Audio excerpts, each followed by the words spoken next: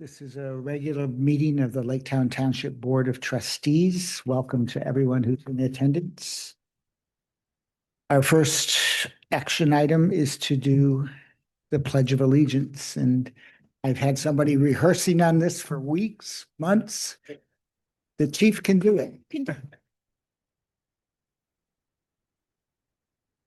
Pledge allegiance to the flag of the United States of America and to the republic for which it stands, one nation, under God, indivisible, with liberty and justice for all.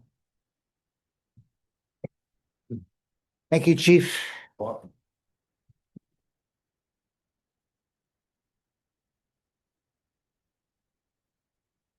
Next item of business is to review and approve the minutes of the May 6th, 2026 workshop. In reviewing the May 6th, 2026 workshop, I had one note that I asked Mr. Hayden to include a reference to the fact that discussion of the beach stairs. I pointed out that in our prior meeting in April, this board had voted that if the beach steps could not be completed by winning bidder by Memorial Day, that we rebid the project, specifying use of the easy beach steps and specifying a completion date by the end of this year. It voted on that and passed that. I asked him to add that reference to the minutes. Other than that, I have no changes to the minutes.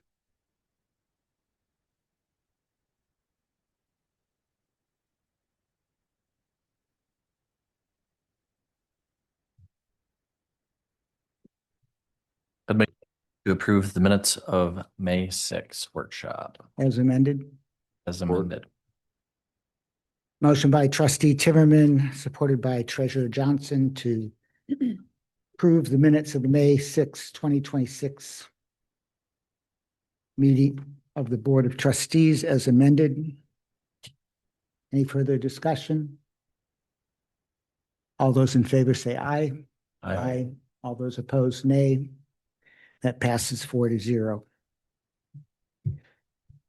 Our next item of business is reports of other offices. We have with us today Allegan County Commissioner Craig Van Beek.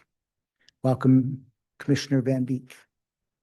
Thank you. Thank you for having me. Last month when I was here, Supervisor Ringleberry asked me about the water study. He wanted me to look at that a little bit. So it was in my report.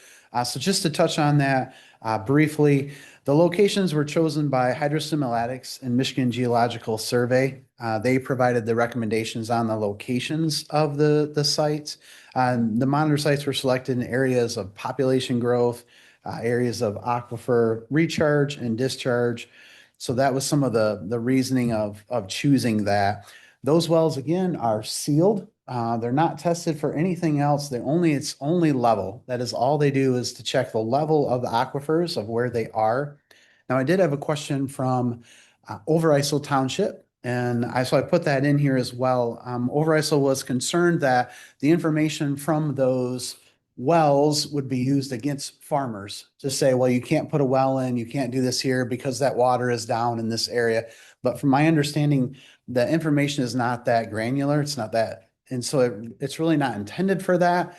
The information is for anyone to use. It is wide open. It's not a hidden thing. So anyone can take that information. So I just wanted to touch on that because that was one of the things you had asked me. So the information is available at that website, www.allegancounty.org/water study. Yep. The whole report is in there. It's quite long, but if you want something to read before you fall asleep at night, it's a great one to print out and to check. Just about the level of the aquifer at various in Allegan County. Yes. Yep. A couple other just quick things in here. Our courthouse renovations pretty much wrapped up. The medical care community, so that's our senior facility down there, the medical facility. That is going to go through some renovations. That's come in at about $11,500,000, about what it came in at. to do those improvements there. That building is old, and so it needs some updates. You see the pictometry will be updated again. That was updated in 2023. And so they're going to be doing that in 2026. So I know we're working with some other counties as well, trying to get a better price for the flybys. If we can kind of come together, they'll do it I think cheaper. that contract's already done. It's closed. So that's what, so we've got people to jump in inside of that. So it's good that we're going to get that updated. Other than that, I don't have a ton. It's all some smaller things, but I did bring some information on senior meals. That was a couple months ago. So I don't know if you want a report on that. I can give that to you if you would like, kind of the Maybe status of just an that. update on how the revised program is now going, how Sure. things are moving Sure. along. Yeah, so it's going very well. As we looked at it and people, the push was the 5-day thing. As we've done the assessments and talked to people, they really like the flexibility. And so we have 0 people choosing 5-day delivery. No, nobody wants 5 days. So the average is 1, 2, and 3 is what they're choosing. And so now there's some more options with meals. There's meals that are coming prepped that are pre-cut and pre-diced for some people have some swallowing issues, so some of that. And then the new contract as well, as we talked about, they were able to heat the meals. Only one client out of the 319, as the last number I have, has chosen to have the meal heated. And so we haven't had really any feedback, as far as negative. It's all been pretty positive now that they can choose their own menu and have the days that they want delivered. Makes it a little bit more easier for them for appointments. And is there any further exploration of weekend and holiday? Right now, I think we put that on hold because there's no one even interested in 5 days. And so the majority is 1 and 2 and some with 3. And so it's something that I wanted to continue to look at, but right now I'm not seeing the need because they're not interested in even 5 days. We have identified 10 people that were severely isolated that we have tried to encourage to get 5-day delivery so we could have more interaction with them. They have refused as well. They don't want that many visits. They don't care for that. So we'll continue to monitor those people and watch them, but we can't make them take more visits than they want. So trying to help. Thank you. For anybody who's interested, there's a much more detailed written report on the activities going on at the commission level in Allegan County up on the Laketown Township website for today's board packet. Else? That's it. Is there any update or anything on the Allegan County transportation? No update there, but I will keep you informed on anything, Jim, on that. If anything more comes up, I'll keep Thank you you. guys in the loop. Okay, thank you. Thank you. Commissioner Lanninga, do you have anything you want to report on behalf of the Parks Commission? Sure. So first, thank you very much for the decision last week for the beach stairs and giving us the opportunity to move that project forward. And in addition to that, I know that we have staff, Jeff Partico, working on the existing stairs going up from the parking lot up to the plateau, and clearing those stairs, as well as the walkway is getting worked on and getting that ready for our summer season. Walkway's clear. Great. Got done today. Excellent. Perfect. 3 feet of sand. Over many years. Also, Jeff is starting to work on some of the trail restoration, specific parks where we've had some issues with a lot of standing water, not allowing everyone to use the trails effectively, and also some of the parking lots that need some grading and work done. That's also getting finished. And this is a spot, we say it often in our parks meetings, but very appreciative of Jeff and his position and the work that he's been doing. It is amazing improvements in many of our parks, and it's all owed to him and his efforts in large part. The Parks Commission will be addressing the blueberry fields at Heiser Farm, looking at some ways that we can make that a better experience once those blueberries come around later in the summer for the public to pick. And so that's on the docket for next week. Just a reminder, again, our summer programming with the ODC, the schedule is out in the spring newsletter. That's going on for the course of the summer, and there's a wide variety of parks being used as well through the township for that programming. The Memorial Tree Program is also getting wrapped up and getting a brochure put together, as well as locations identified by Jeff in our various parks where the types of trees might be planted, how many, so that as people wish to do that, we can give them more specifics. And then finally, the 5-year plan and addressing some new projects and opportunities in the next year or two that we want to get started working on, figuring out costs so we can present that stuff to you accordingly. That's my report. Any questions?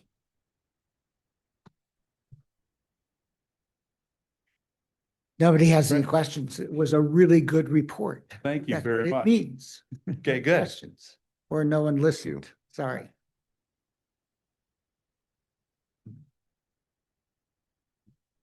There's Heidi Wolf in the room.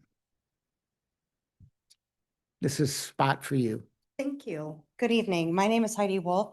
I'm an attorney from Allegan and I'm running for the 57th District Court. I wanted to come and introduce myself and let you know a little bit about me.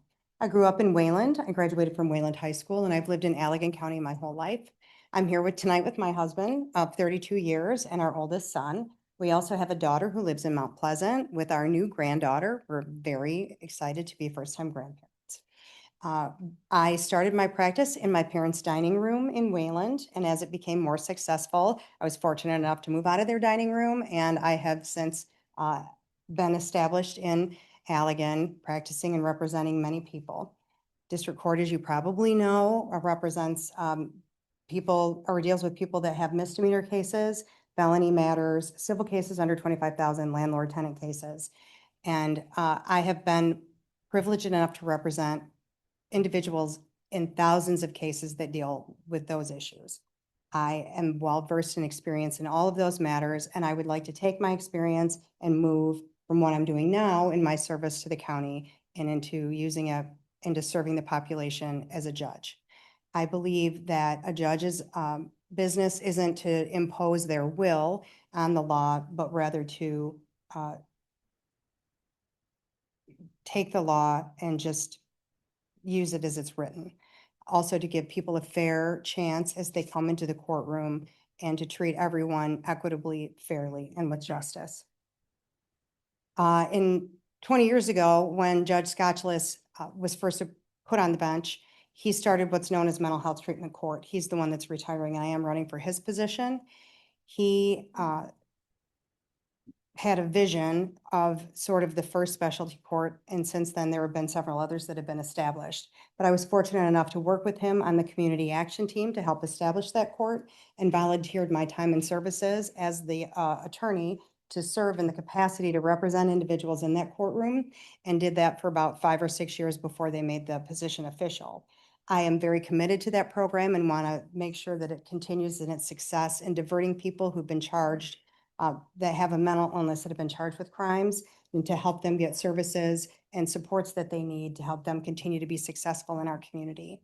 I also helped establish the court-appointed special advocate program, if any of you have heard of that. It pairs children that are going through abuse and neglect proceedings with adults that help use their voice in that proceeding and get them additional supports in family court.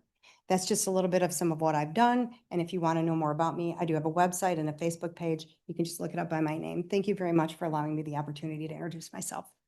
Thank you. Any other candidates in the room? See no one stand up. So next item is we have a written manager's report. I don't know if you want to hit the highlights or if you would just want to see if anybody has questions for you. Questions, which would you prefer? Oh, highlights. Bill was issued a violation notice, or composting was issued a violation notice from Eagle. They have 30 days to respond. I think that's the biggest highlight. And the Planning Commission has scheduled a public hearing on June 3rd. to look at the violations against them regarding the odor. So that's the biggest highlight. The 61st Street paving project was awarded, so that'll be scheduled this summer and completed. And we also began the shared bike path project this week, so that's been That was a last year project that got rolled over to this year. 41,000. Yes.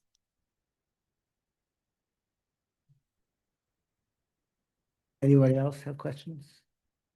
What, on the Eagle violation for Coco? What are the possible outcomes from the planning commission meeting? They can either, what was, Ron's things, I think they could terminate the PUD, they could, modify it, or there was another one, but I can't remember what it was, but they have They like could, three. they could issue them an order to remediate, Hopefully that's what they'll do with Eagles violation. right? And they could give them a citation, or they could declare them in default Can the planning commission issue a citation, or would they for order? that, Okay. for violations of their issues. So there's a range of options. 30 days to respond to each request, so hopefully they'll come up with a plan. But we'll also have a public Anyway, hearing. We're still recording each complaint, which I think is important. We're validating each complaint, which I think is important, by having a township personnel go out to the public sorting facility where the composting activities take place. And I gotta tell you, I go by every other day and it smells terrible. And it just depends on the wind direction about whether it smells terrible to the south, the east, the west, or the north, or some combination of. So, and I agree with Thing Mr. To Kuman, put up with. really agree with Mr. Kuman that they're just kind of thumbing their nose at us. Do we know how many complaints we've had? Over 200 is the last count I saw from Michelle. Plus side, that means the residents are listening. They're calling in like we asked them to. That they are doing. They call my personal cell phone, they text me, they send emails to me. So, and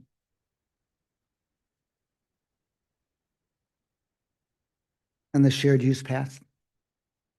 So I blew it because when we were doing the budget, I had in my head that that was a last fiscal year project. That's So why that money got moved. That's why that money It's got gotta give moved, me because right now. I thought, oh, we don't have any new projects this year. So next time we amend the budget, we got to move that back from the Drains. drain, which is where it went, back to multi-use paths.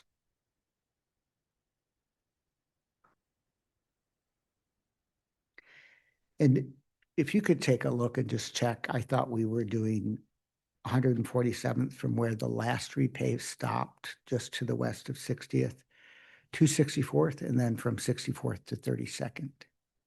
That's what I thought we were doing. I took that from the notice to proceed. The original project was to go from where we stopped just west of 64th Street on 147th to 66th Street, but it came in too high and we didn't have enough money, so we cut it back. But we didn't take out the 64th Street from 147th. Just check with Ken.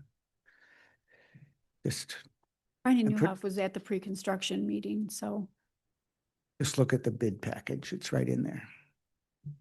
where I got this from was the bid package. But I'll double check it. Yeah, just double check. Thank you. Anything else?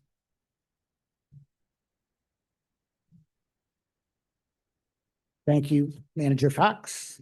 Next up is a report from the Graskup Fire Chief, Chief Doug Dembliker.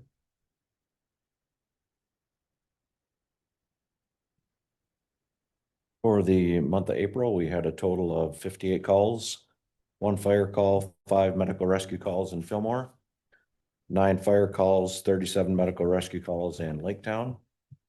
We had 3 fire call assists, not 4 like I sent in the original. Thank you for I the corrected found that report. mistake last night at Fillmore when I read it. 3 assists to other fire departments, 2 to Saugatuck, 1 to Hamilton. 2 medical call assists to the sheriff's department and 1 dispatch error. A total of 58. I got a question for you. Sure. It's a trick question. So you give us all the data on how many runs you went on per month for every year since 2016. Mhm. Except the data stops in 2022 and then it starts up in 2026. What happened to 23, 24, 25? I thought that was in there. Okay, I was gonna ask the same thing. okay. Well, the parameters I probably put in there, I probably forgot to change it. So, You forgot those 3 years happened? no, I didn't forget Now they I'm worried. happened. I was there. Worried. Apparently nothing happened for 3 years.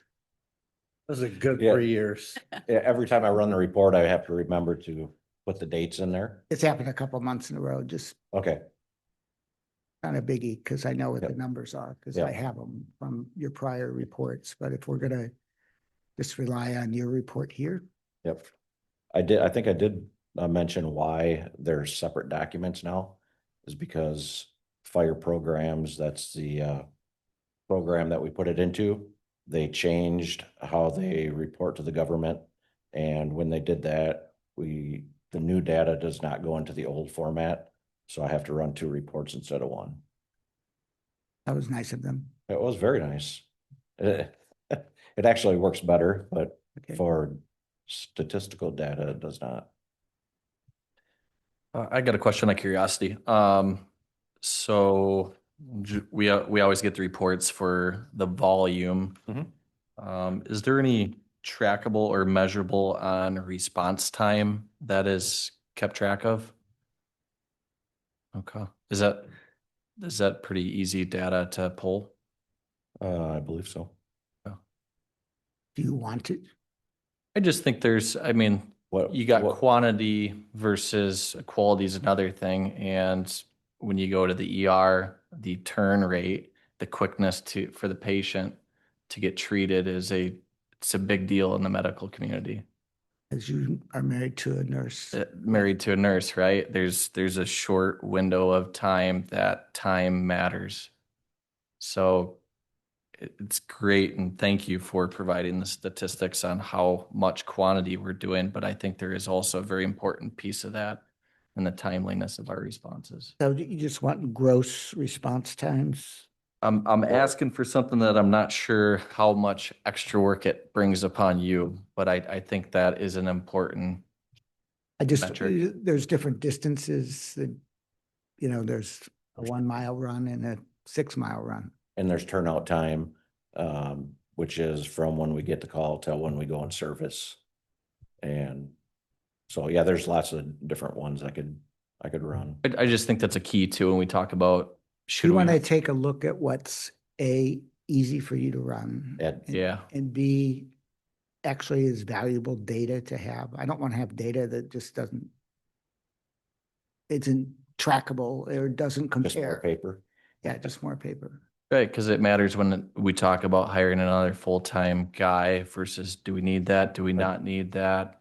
Is our response rate going to get quicker? What's it at right now? I've already thought of that. Yeah. So my goal is once we get that full-time person started, is to start doing like a year over year so we can look at what improvement there's been by adding the staff at the station.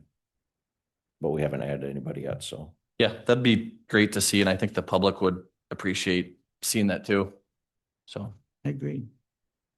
Yeah, sounds good. And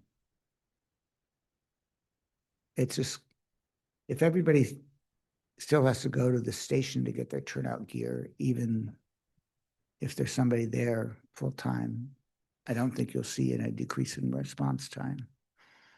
It's when you get multiple full-time people, Correct, correct.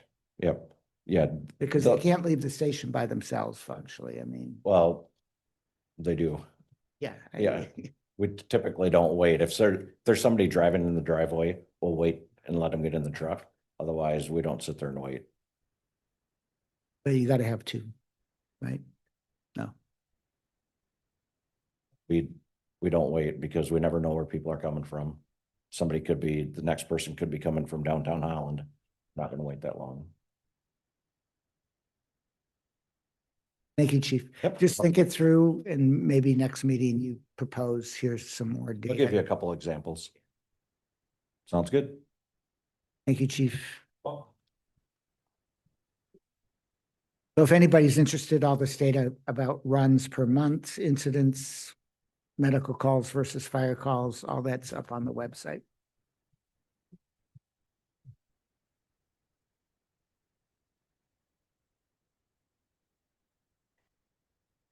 Now we have public comment on old and new business. First, we go to people in the room.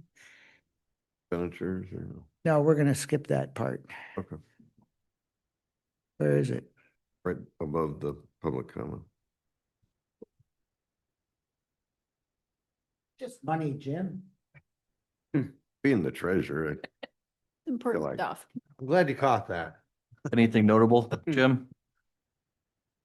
not really as far as the reports. I was gonna ask Manager Fox if there was anything that she wanted to point out that was, On schedule, I mean, it's only the first month of the new fiscal year, so we should be at 8% and we're at 8%, so that's good.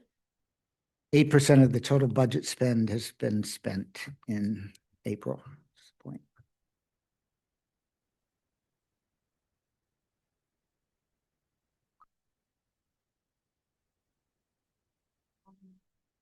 Something that'll be nice for the auditors when they come in June. Those processes will already be completed. They won't have to do those entries for us.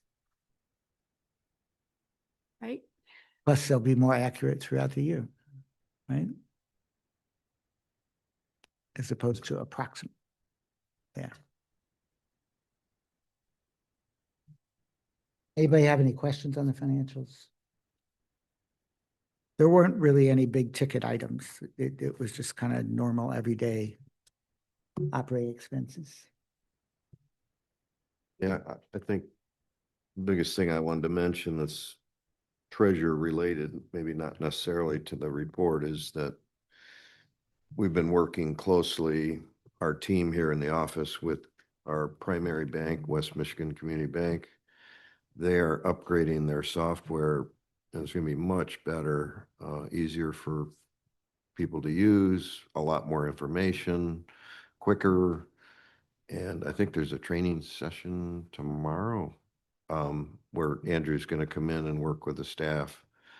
And as part of that, we're also moving our excess cash to a sweep account, which they got us an extra special rate, a little higher interest rate. And I recall is like everything but 100 grand will be earning this 3.45, I want to say, interest, which is a lot better than what we've seen in the past. And it keeps our money working for us, and it's insured because it's spread across multiple banks. So they get to use the insurance limits of many different institutions. So it's a pretty cool thing, and that's just underway right now. And yeah, we've got some other enhancements coming that were listed in Manager Fox's, the end of her report with BSNA, with some online payment enhancements and stuff like that. So Question on that, actually. That sweep account is pretty interesting to me, and great job, it seems like. But on that, does that operate like a CD where you're bound for 6 months or a period of time, or you can No. pull? they always look liquid. That's one of the beauties of it. Yeah. Yeah, Okay. it's like a money market account where there's no time limit on it.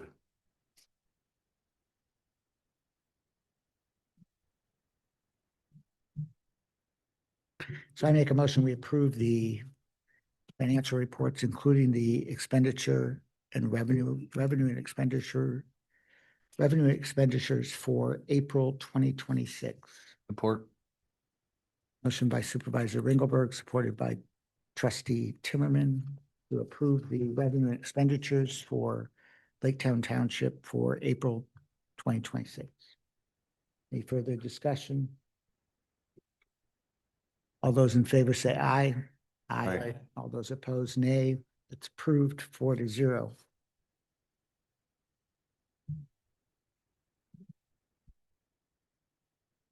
Far as I can tell, since our last meeting, the only new correspondence we've received is from Charles Danby concerning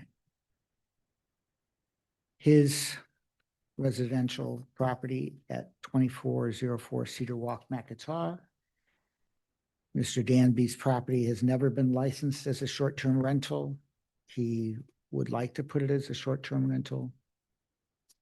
But we currently have a moratorium asking that an exception be made at some point that would allow him to apply for a license so that he can do short-term rentals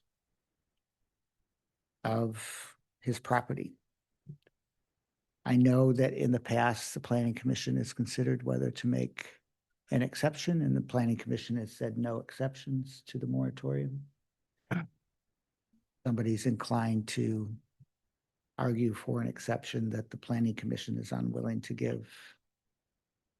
I just want to note our appreciation for Mr. Danby's correspondence. Okay.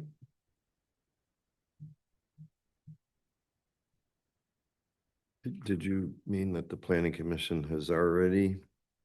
They haven't Discussed it. considered Mr. Danby because Mr. Danby's never asked the Planning Commission. They have considered the requests of two other people in similar circumstances who asked for an exception to the moratorium because they had been, quote unquote, about to put their property up for short-term rental when the moratorium came into effect. And the Planning Commission decided not to open that can of worms. Supported by our lawyer, or our attorney, I should say. Supported by Mr. Bolche, not this guy, but Yep. Mr. Bolche.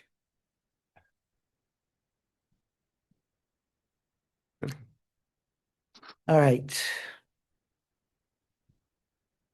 Now we do public comment, right? Mike, public comment? Is that Yes, okay? yes, you can move forward to that. Public comment from people in the room. This would be public comment on any agenda item that is listed as old business or new business. If you have any other comments, so you're welcome to share those. But that will be at the second or third public comment.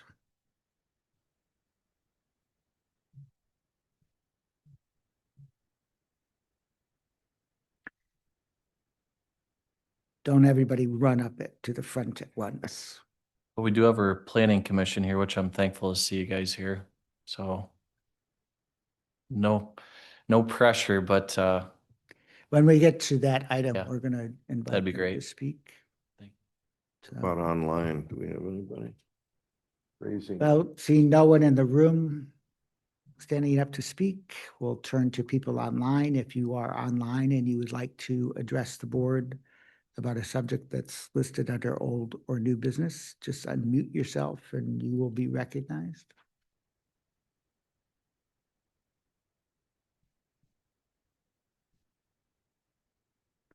Mr. Hayden, do you see anybody unmuting? Seeing no one unmuting, with that, we'll close public comment. Having no old business for the first time in a long time, we now go to new business. First item of new business is Resolution 26-15, authorization to collect on a dishonored check, draft, or money order. Why don't you take the lead on this, Jim Johnson, since this is your baby? Sure.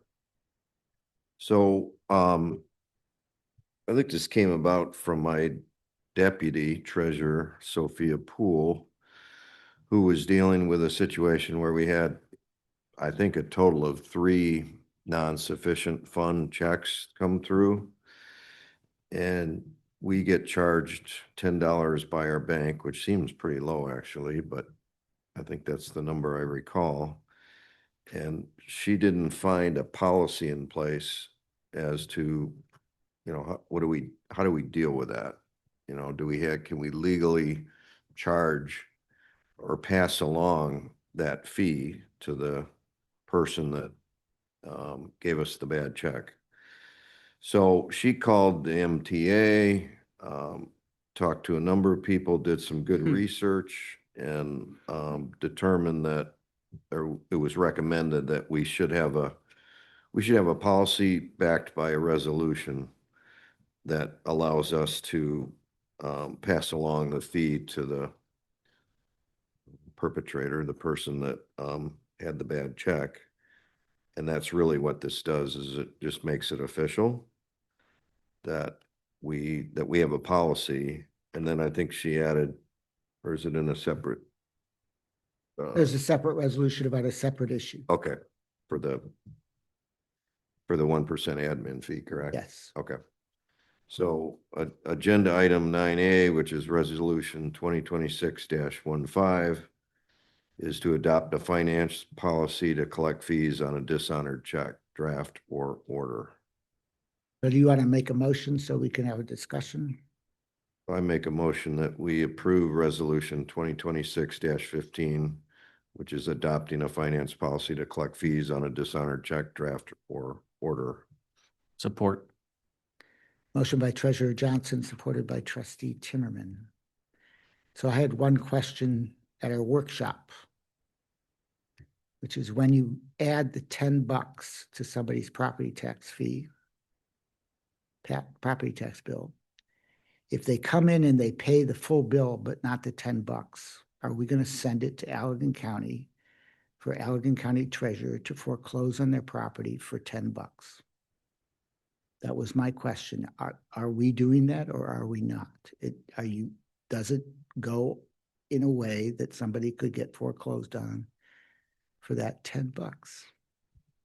I have to believe that would get settled way before the Well, I don't know. property It's just, foreclosed upon. I can see somebody coming in, writing the check for I'm sorry, my husband wrote a check I didn't know about. So when I wrote mine for the property taxes, it bounced, but we have the money. Here's the check. I paid in full.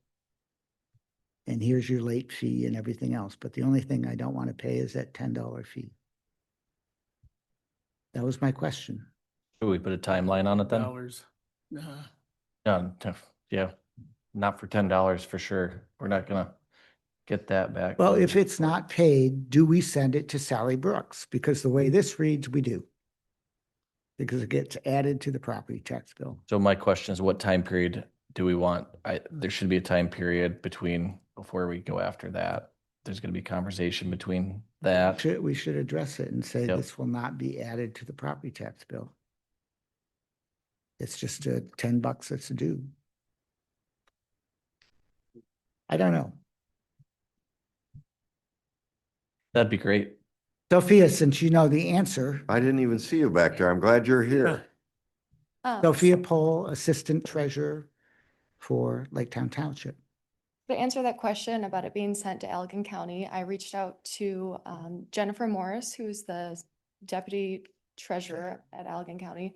And she said, no, it will not, because Allegan County, they collect delinquent property taxes to be dispersed to the taxing authorities. They don't collect fees. So it would not be turned over, but she said it's usually unlikely that people are just delinquent on the $10. Usually it's the whole amount that gets turned over. So I asked her about it initially, she kind of dismissed it, and then I probed a little bit more, and she said that they will not collect it. But if we send the whole bill down, it goes with the $10? Nope, they only collect. $10 never delinquent. goes there. So it may seem like, oh, why even try to collect? But I do think it is good to make an effort to, make Jim that. is just gonna go strong arm them for that $10. We could show up at their house, I suppose. Can knock on their door and If that's I necessary, think no. we should assume that most people are good and honest and they'll pay the $10. And if they don't, we move on. Great. I mean, we send them one reminder letter or something and And people will probably question it, and I'm happy to explain why we charge it just the way it was discussed here. It's because the bank charges us. We're not trying to make money off from this. It's just solely for accounting. So. Yeah. Are there any other questions up here? It would be great, since I asked that last week, if somebody had had the answer up here. We wanted to get her to the podium here. Nice work. Thank you. And then one more thing, Stephen, you addressed in the prior workshop meeting was the admin fee that we charge. And I will say the labor for, recounting for the payment that was returned, reversing the payment, sending them a new bill, that's coming out of that administration fee. But I think it is good that this $10 is separate from that. So that is something that I thought about that you mentioned as well. So Yeah, I did look into that. Yeah, the idea is we're already collecting currently 1% admin fee. Would that cover this or not? And you're saying it's It the covers 1% labor. is the labor from the booking, rebooking, crediting, debiting, crediting again. Yeah. I get it. Thank you. Thank you, Ms. Paul. Let's vote. roll call. Who does that roll call? Mr. Hayden does the roll call. Okay, that's right. Why don't we close the discussion and call this for a vote, Mr. Hayden? Aye. Aye. Aye. Aye. Aye.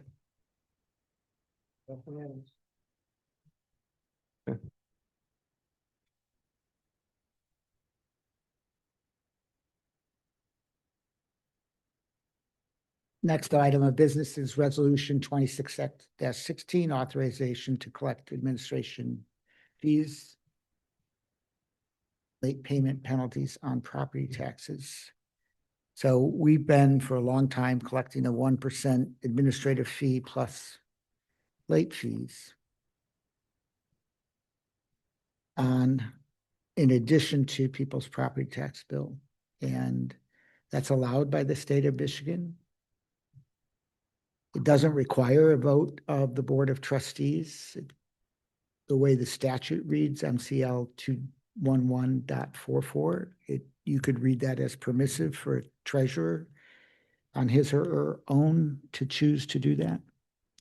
But it's a better practice, according to our township attorney, to have the township board vote on it. So the statute actually allows local municipalities such as Laketown Township to collect up to a 3% administrative fee, which is 3% of the total property taxes collected, as an administrative fee to cover the cost of actually doing all the collections.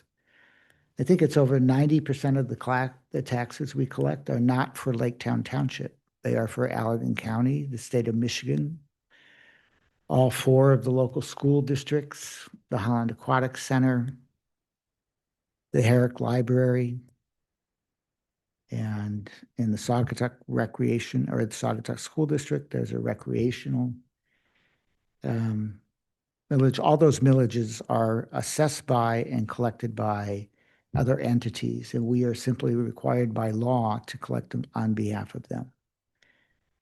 So the question is whether the last time this board took a vote on whether or not to collect a fee, not 3%, but 1%, was in May of 2001, 25 years ago. So if this board thinks it's appropriate to collect a fee and wants to give the treasurer the ability to say, it's not just me, it's all 5 of us, we should consider whether or not to adopt resolution 2026-16, which provides that the Laketown Township treasurer is authorized to collect a 1% administration fee as permitted under MCL 211.44. Did you need the permission to collect the late payment fee? That was added to this resolution because I think the late payment fee were actually required by law to collect. I think it just sort of puts in writing that, validates what we've been doing, which we believe is, Now, the law says when someone doesn't pay on time, if they pay in between the time that they're due at the township, but before we're required to ship the non-payment ones, unpaid ones, to the Allegan County Treasurer, that they must pay 3%, and we're not allowed to just say no. Right? I just thought it was unusual that got put in there. It wasn't in the May Yeah, 2001 resolution. Is there a reason that's in there, Sophia?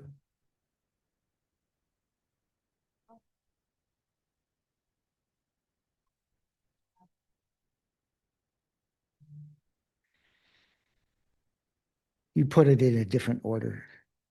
That's why I missed it. Yeah. she wasn't here 25 years ago, so we can't blame her for the old. She born the old- 25 years ago. She was probably born 25 years. My car is older than you, Sophia. So Jim, do you want to? I do. I will make a motion that we pass resolution 26-16, authorization to collect administrative fees and late payment penalties on property taxes, as written in the document that's in front of you. I'll support. Motion by Treasurer Johnson, supported by Clerk Delaney, to adopt Resolution 26-16, authorization to collect administration fees and late payment penalties on property taxes.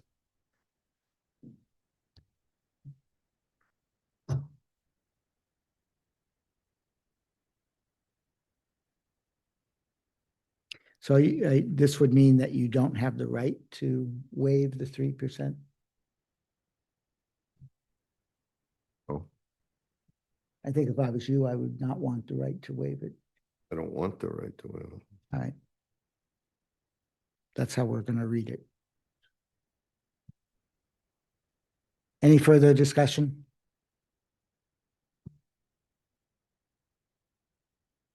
Hayden? Mr. Hayden, you want to call the roll on Mhm. Resolution 26-16? Sorry, that was me, right? Aye. Aye. Aye. Aye. Aye.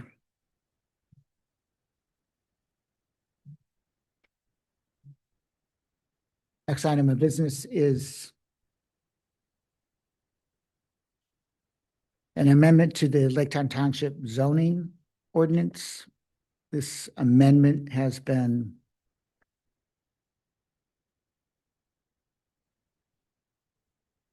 adopted by the Laketown Township Planning Commission. And I see at least one member of the plan, two members of the Plan Commission, three members of the Plan Commission in the audience, plus Mr. Timmerman. Would one of the four of you like to introduce this zoning amendment? I was looking at Jay. You want to come up to the podium? Jay and Community Development Director Michelle Saul. Mr. Jay Cravens, Vice Chair of the Planning Commission. Thank you, Supervisor Ringelberg. I came here more in the aspect of taking the opportunity to make public comment later, but I also want to commend Michelle for crafting the ordinance.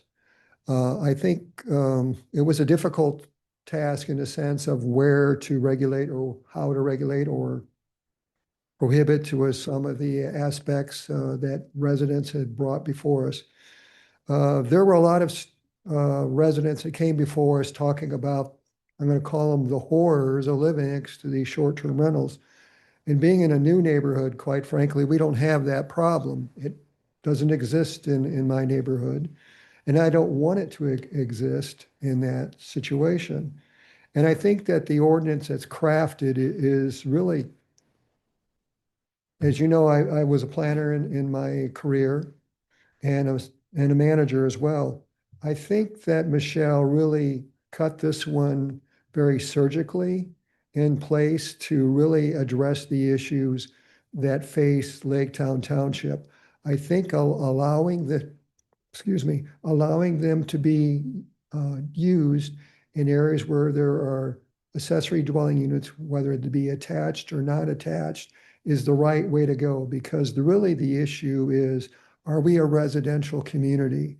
And I think that the Planning Commission, when they looked at it, said, yes, we are a residential community, but we also recognize that there are areas that had this traditional short-term rental.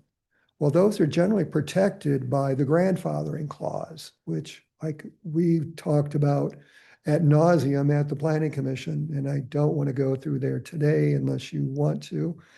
But the ordinance, I think, is a reasonable application to regulate short-term rentals. The issue comes up next when we deal with the rules and regulations. I think that's where we're going to have more discussion and debate amongst Planning Commission members and perhaps the Township Board. And that was one of the areas of confusion that I saw at the Planning Commission level and some of the residents, because they'd be talking about the day-to-day operations of a short-term rental. And we know that we've been assigned that task once this ordinance gets adopted. But I'm going to defer to Michelle because she's done a very good job in writing the ordinance that I really think addresses the issues at hand. Well, personally, I think it was a smart thing to do to address the zoning issue first and then address the regulatory issue second. So I think that was Looking at it now, I think that was the right way to go. Yeah. I think it is. Thank you. Michelle, you have anything you'd like to add? I'd like to add, this is ordinance 221. And I heard just a brief comment beforehand questioning the process to get a special use permit for that, for this process of creating a short-term rental on your property.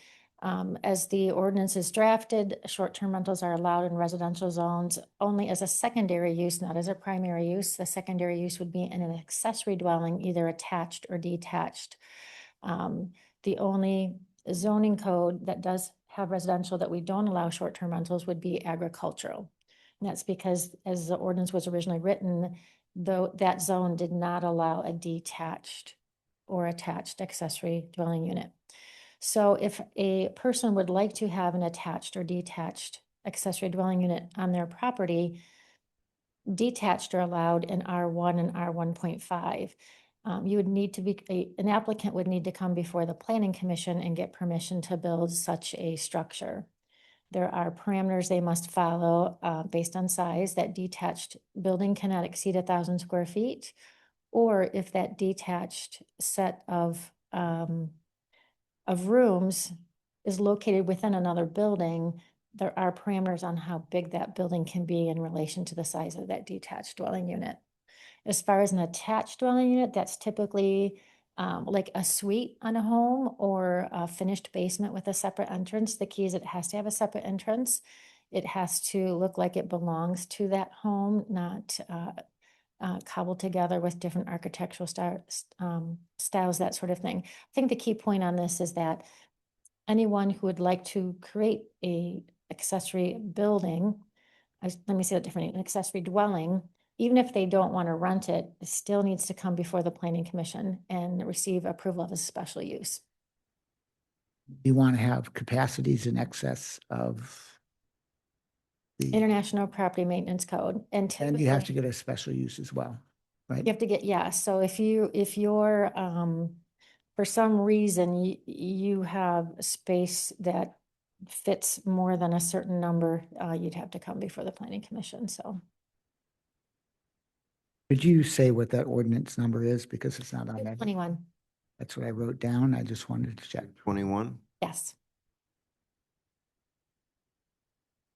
The ordinance 221 is a zoning text amendment related to primarily to short-term rentals.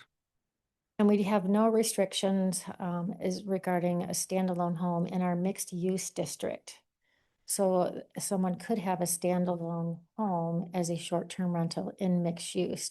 Mixed use is found primarily along Blue Star Highway, which is historically our commercial district. Don't want to distract too much, but was there a detailed discussion of the ag issue, or is that something? It was brought up briefly, and again, the reason why there are no short-term. It's not rentals in allowed there. now. Yeah, Right, I get it. it would have been a standalone home before because we didn't allow detached and attached. The reason for that, it was Right, before my it's something time, we so. can talk about later. Okay. Are we good for questions? Or But in some, I'll make a motion that we adopt ordinance 221. Is there a second? I'll support for conversation. Motion by Supervisor Ringelberg, supported by Trustee Timmerman to adopt ordinance 221. Anybody have questions for Jay Cravens or Michelle Saul, or just general comments?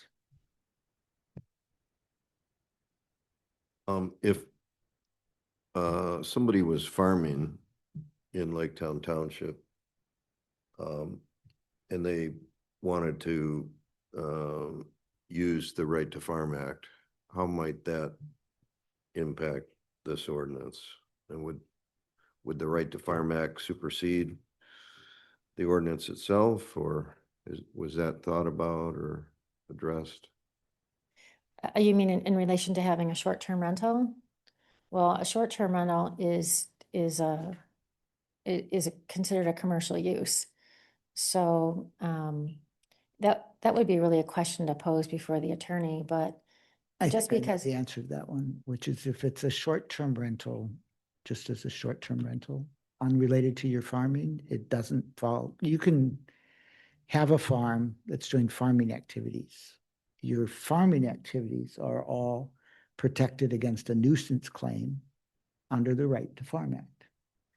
If you have non-farming activities that you're doing, just because you have a farm, your non-farming activities are not protected by the Right to Farm Act.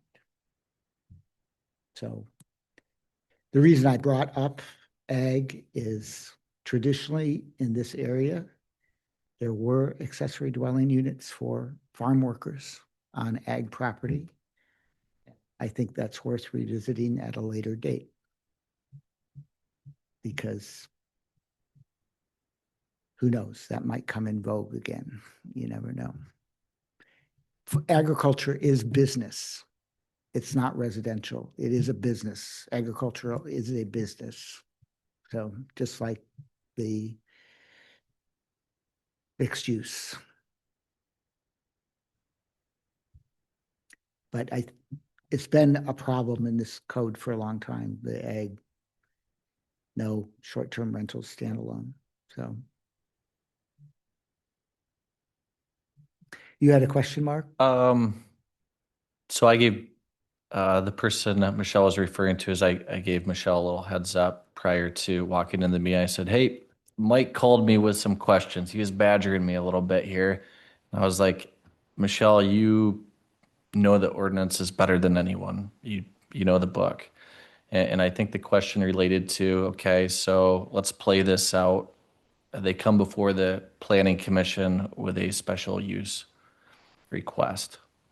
And Mike, I guess I'll let you take it from here, but I think the question was, what does that look like? What's yes to one, what's no to the other? I think is What are the standards for review? correct. Correct. You know, when we have that, when we gotta follow the 3 Cs when we do that. And that's where my concern is that I don't want it to come across as that we're just telling everybody, nope, you can't do this. You can, but you have to come in and apply for a special use permit.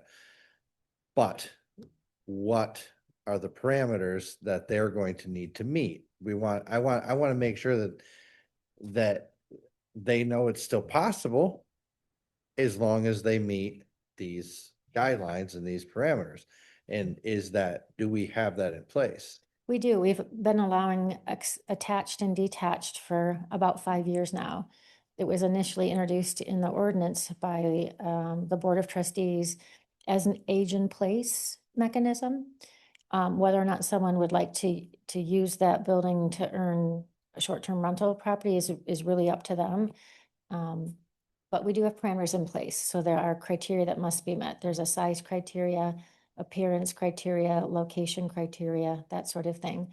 So if they meet those criteria, there's really no reason to say no. They've met the requirements. We're not exactly telling them that they can't, but We're actually telling them they can if they meet those criteria.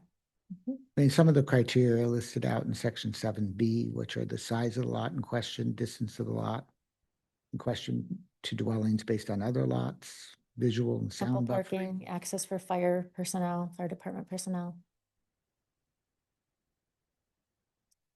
The planning commission typically gets about 5 a year, I'd say, not once a month, but maybe every other month. And again, it is irregardless if they decide to rent it or not. They have all different reasons for a lot of people because their grandchildren are coming up or they host friends, that sort of thing. So. Thank you, Michelle. Thank you. That was nice of you, Mark, to ask Mike's question. I think it's pretty transparent. I think this is a big decision. Can you speak more, Supervisor Engelberg? Because we all talked to the community and what Jay said, he hit it very well. We had a lot of citizens that came and I think are wondering the question, difference between zoning and regulatory. And a lot of people are also wondering, well, why did we go this way first? Why did we proceed down zoning when really what they're after and talking about is the enforcement? How are we going to enforce that? I think that's worth talking about for the public.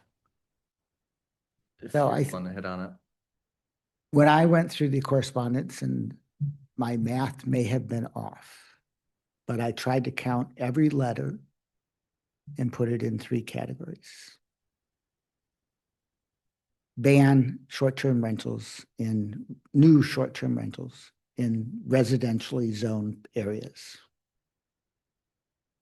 Implement higher regulation.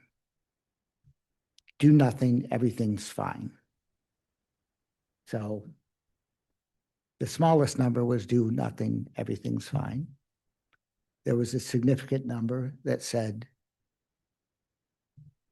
enact tighter regulations and come up with some way to enforce them. But the majority was ban them, ban new ones. Yeah, go back and regulate the ones that are grandfathered to the extent you need to. But the majority of the correspondence and the in-person ones we received was don't allow additional new short-term rentals in R1. Dealing with that issue, no new ones means amending the zoning code. If we get to the end of the moratorium on the last day in June, and we have yet to fix the regulations, nothing terrible happens. If we hadn't addressed the zoning issue and we got to the end of the moratorium, we might have gotten a flood of applications until we got the regs figured out. I think the regulatory approach is actually a pretty complex subject. If we have to go find violations and then we have to go cite everybody, we really have to come up with a better enforcement. I acknowledge that Sergeant Haas told the manager, if you call and you ask us to come investigate a complaint, they'll come. They're not coming in the next 10 minutes. They're not coming in the next 20 minutes, right? They might not even come that day. It's not like we have someone local who can respond to somebody. It's 10:30 on a Saturday night, and they're having a party with 50 people in their backyard. Someone will respond at some point that night if they call the Allegan County Sheriff. When, we don't know. Will it be an Allegan County Sheriff or will it be Michigan State Police? We don't know. If it's the sheriff, they might enforce one of our ordinances. If it's the state police, unlikely. They'll respond to the noise complaint and ask people to shut down. So there have been some really good suggestions from citizens in this township about how to create something that's more self-enforcing, which has to do with money. You know, yeah, we don't have a lot of enforcement capability, but if we incite you for something, that means you have to pay this really big number to keep your license. So you really don't want to get cited by us for something. But all of that is for a different day, the discussion of the details of that. Personally, I think coming up with something that is more self-enforcing for the existing short-term rentals that have complaints, or the future accessory dwellings that have complaints, we should do that. I just think it's going to take a while to do it well. But I think Tim Wakefield wrote a really nice letter saying about all the ways we could regulate them. Jonathan Levine wrote a really good letter about all the ways that we could regulate them. And Todd Reed wrote a really detailed letter about all the ways. And all three of those guys own a short-term rental, and they're saying, regulate us. Put in rules. These are the rules we already use with our transient guests. One more comment for public record. What a pleasure to work with the planning commission. I can tell you, Jay, Ray, Pat, we get done at 9:30, and out of Pat's mouth was, well, I wonder what the board's going to think of this. We put a lot of work into it, and they have. And Michelle, thank you. You also put just a tremendous amount of work into it. So I'm impressed. I'm proud to be part of that group and the horsepower we have there. So thank you to them.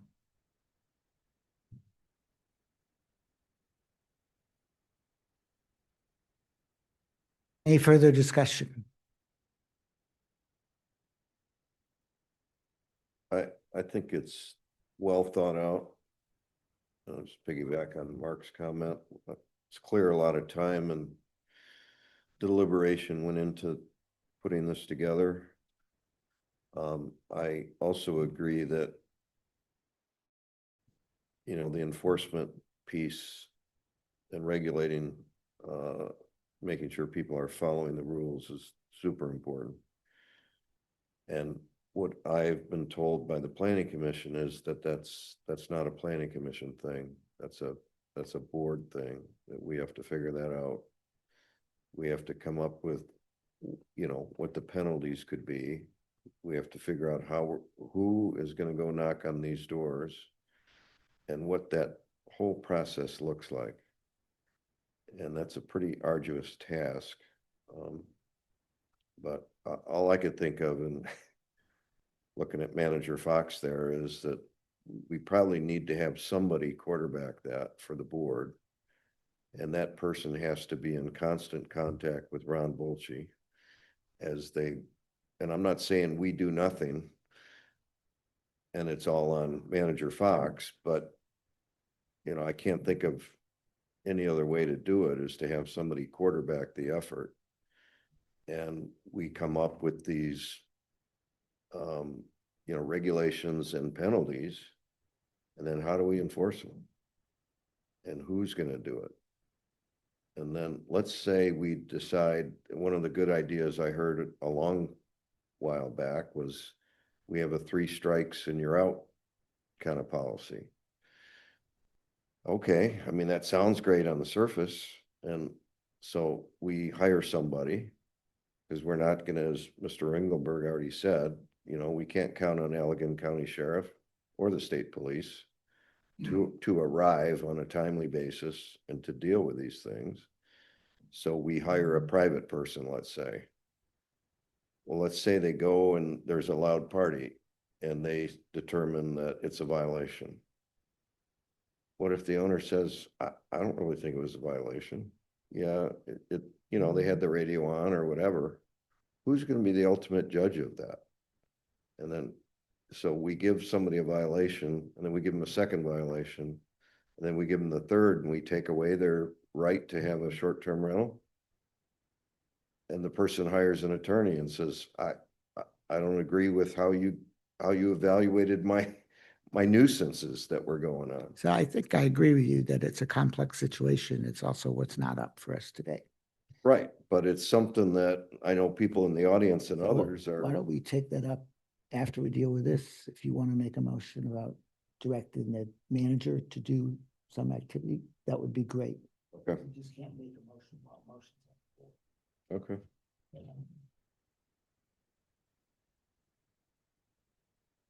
Any other discussion? Thought Jim had a good point, but we can talk about that after. I do too. I think he had a good point. Just, we can't have another discussion while we haven't finished this one. So I too want to thank the Planning Commission for all the time and effort that they put in on this. And for the members of the Planning Commission who are not here, I wish you would share this entire board's sense of appreciation for the amount of work that you've done over really since last August. So it's been a long, not strange journey, but it's been a long journey. And, but I appreciate, and everybody on this board appreciates all the work that you've done. So we have a motion that's been seconded, motion by Supervisor Ringelberg, seconded by Clerk Delaney or Trustee Timmerman, to adopt ordinance 221, which has been passed by the Planning Commission and sent to us for our blessing as well, which is a zoning text amendment ordinance. Jim, you want to call the roll? Mr. Hayden? Aye. Aye.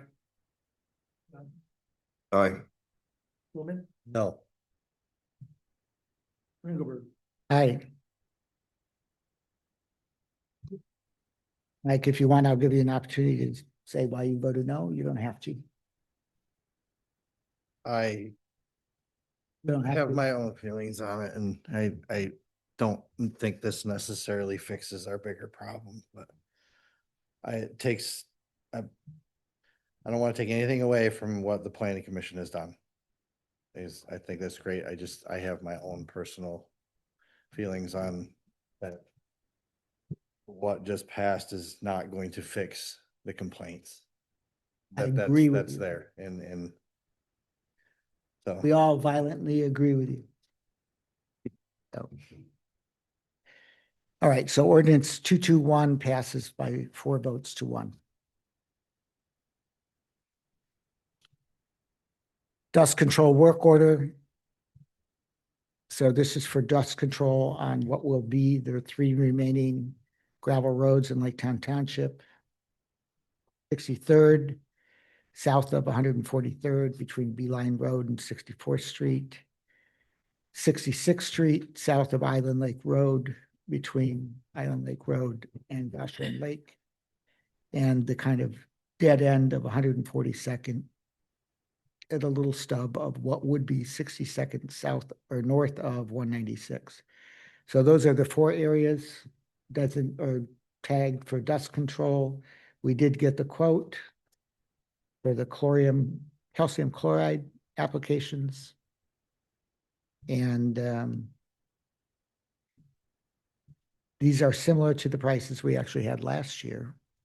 And this is a shorter amount of mileage than we had last year.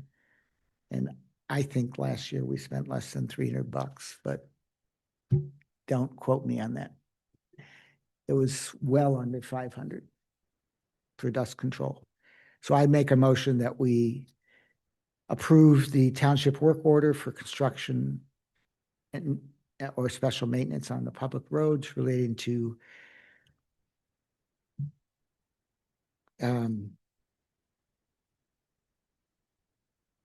calcium chloride applications for dust control on the 3 remaining dirt roads in Laketown Township. Second that. Motion by Supervisor Ringelberg, seconded by Trustee Kuman. Any discussion? Right, because we're paving that one road. We don't have to Cost do the savings. dust control of 61st Street. All right, I got my one in. I think we should go. Got your shot. I got my shot. If there's no further discussion, all those in favor of approving the dust control work order, say aye. Aye. Aye. Aye. That passes 5 votes to 0. So Jim, before you leave tonight, you and I have to sign this order, and then Manager Fox can get it down to Commissioner Atwood.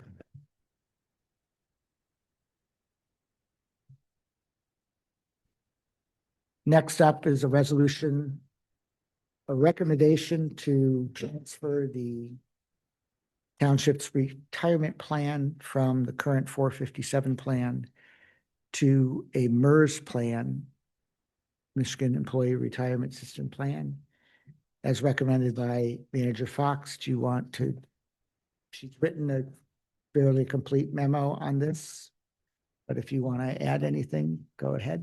You guys have any questions, or we're trying to actually make better service for the employees. This will be $10 fee for each employee for their accounts, which is considerably less than what they're currently paying with Northwestern.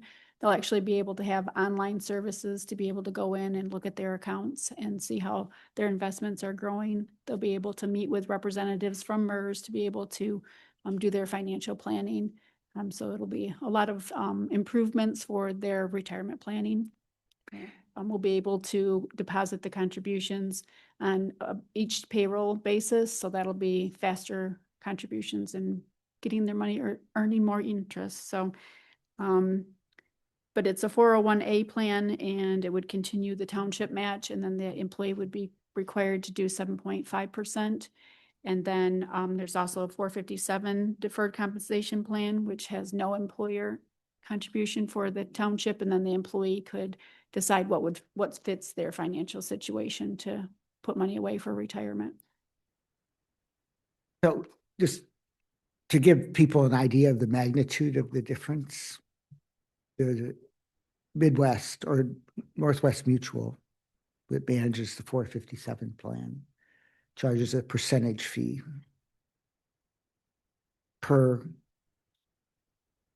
it gets assessed all the time, but it's actually the annual fee, but it's like 1%. I think it might be a little bit higher than that. little higher, Yeah, it's yeah. kind of hard to. It's hard to tell because it Yes. just jumps up and down every month. And there's then they also- nickel and dime you with a bunch of transaction related fees. Yes, and if you roll your money out, there's also a chargeback fee if you haven't had that account there for over 10 or 8 years. And so that can be a considerable amount for the employees too. So my only big thing is it would be really good to write a cheat sheet for the employees about what not to trip over in terms of, like, don't rush to withdraw from Northwest Mutual. It's, and that's why everything new is going to go into the MERS 401, but if you just try to pull all that out of Northwestern Mutual and throw it in, you're just going to get really screwed with penalties. So That was one of our big concerns too, is that each individual employee, they get to decide Right. what's best for their financial situation before they roll the money. I just think it would be Northwestern. really good to give everybody a cheat sheet about what the penalties are. Yeah, and each employee will be able to get their amount of what they're gonna have to pay Northwestern to get their money out, so. And then they'll be able to sit down with. I'm just thinking it's really efficient to say, okay, here's the rules, everybody, as opposed to every one of them having to go find out on their own. Yeah, we have the list, and so we'll be able to tell them what the Good. amount was at this time. But it's an This- individual decision. I'll make a motion that we adopt the Resolution. MERS defined contribution plan as recommended by Manager Fox. Also the 457 one too, or can you do them together or you're gonna do them separate? Should I wait on questions until the resolution? They're both MERS, right? Yes. Yeah. I don't have a problem doing both of them together because we're not going to do one without the other, right? So resolution adopting the MERS 401A and 457 plans as the retirement vehicle for township employees going forward from hopefully June 1, but whatever date this is implemented on.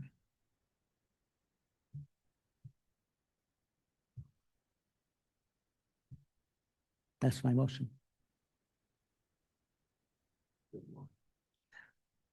Thanks, Jim.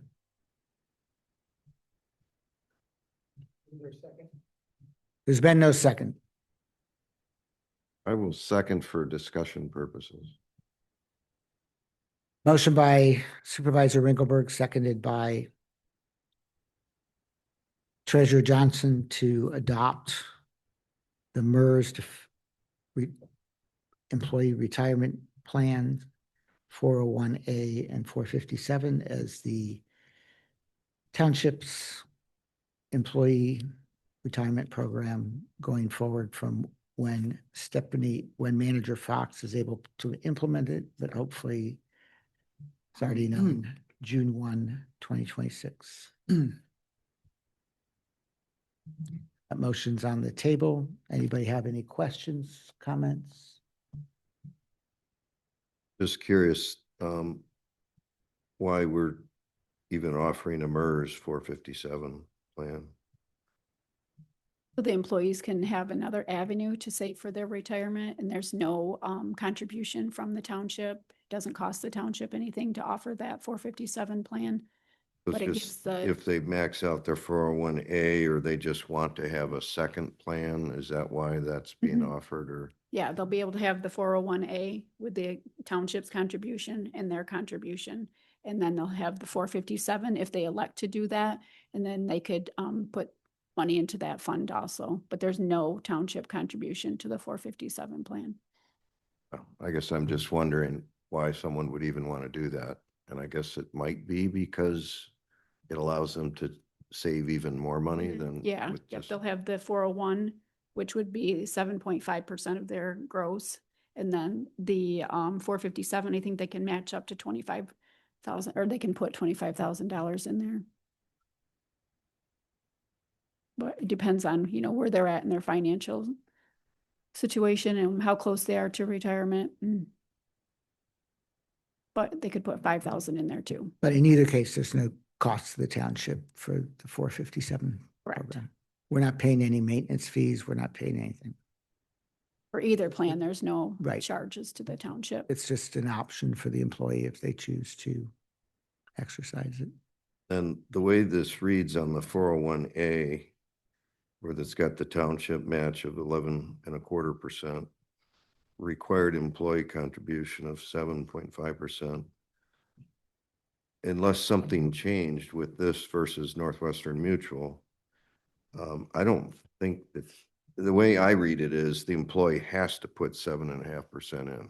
Can't they put in 4% if they want, or 2%, or? Not with Northwestern, nope, it's supposed to be 7.5%. Not with Northwestern, I could choose to put 2%. If you don't want the match, you can put in 4%. Want the maximum match Right. of 11.25, you got to put 7.5 in. But if you put in, let's say you can't afford that, and you want to put in, My understanding was that you had to put in the 7.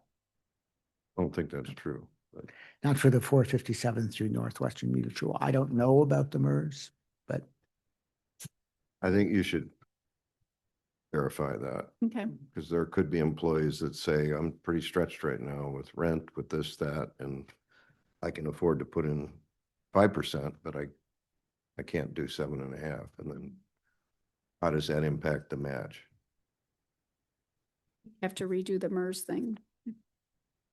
We could change it to a lower dollar or percentage. I mean, I'd be surprised if they don't just naturally allow that. Seems like that would be every plan I've ever seen ever. And those are all 401ks, but they're not 401as. So that could be the difference, but Usually there's a contribution limit that you have to put in, the employees do, so.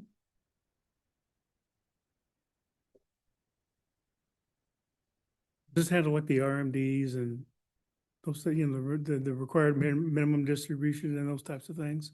Will come into Yeah. play once they're retired and they are over 70. Over 70. MERS would handle all that. I mean, currently, I mean, when somebody takes money out of the Northwestern, the check comes here and the township has to make the distribution. So all that would be handled by MERS, which would be more efficient and timely. And less paperwork here. Unless what? Paperwork here. Less paperwork, yes.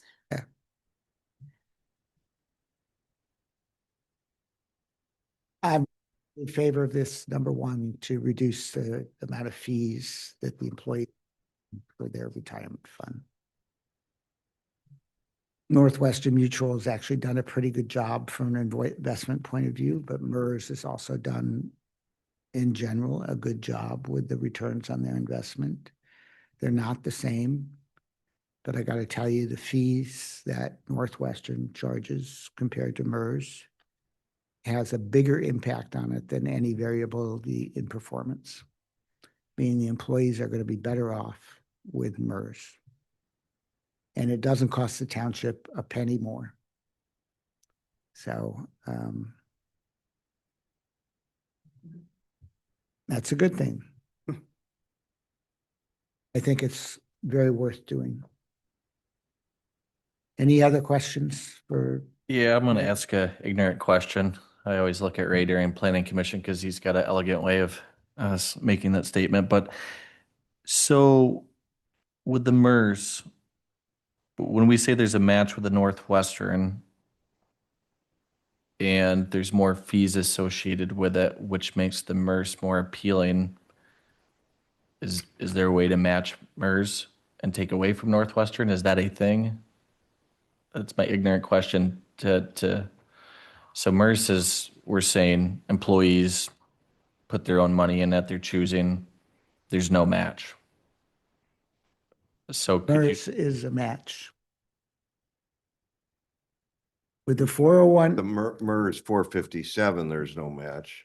That's an optional thing that's being offered to the employees over and above the 401A, which Okay. really, 401A is the primary one.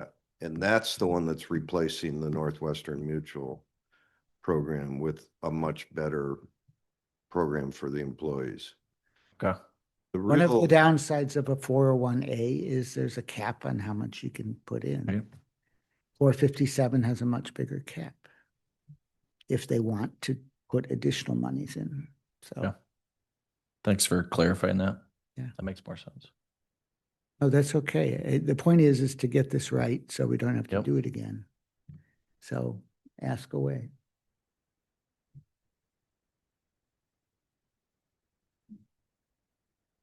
And Jim, what's your feelings on it? You asked some good questions there and it's got my ears perked up a little bit. I'm fully in support of transitioning from Northwestern Mutual to MERS. I think maybe it'll make sense for me to have a separate conversation with Manager Fox about the match and all that, because I don't think it's right, but What Treasurer Johnson is thinking is if an employee puts in 4%, the township would put in 4%. If the employee puts in 3%, the township would put in 3%.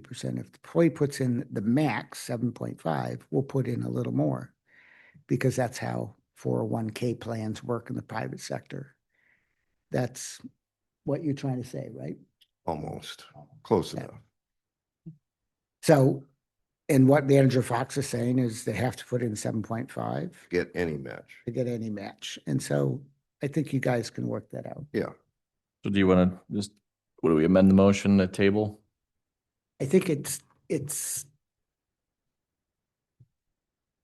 What do I we think got getting here? clarification on that is not going to impact my vote about whether to go to MERS.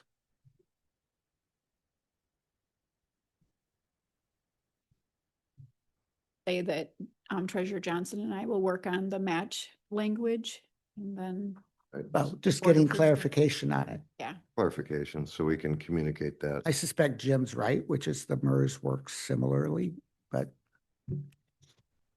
who knows? It's government.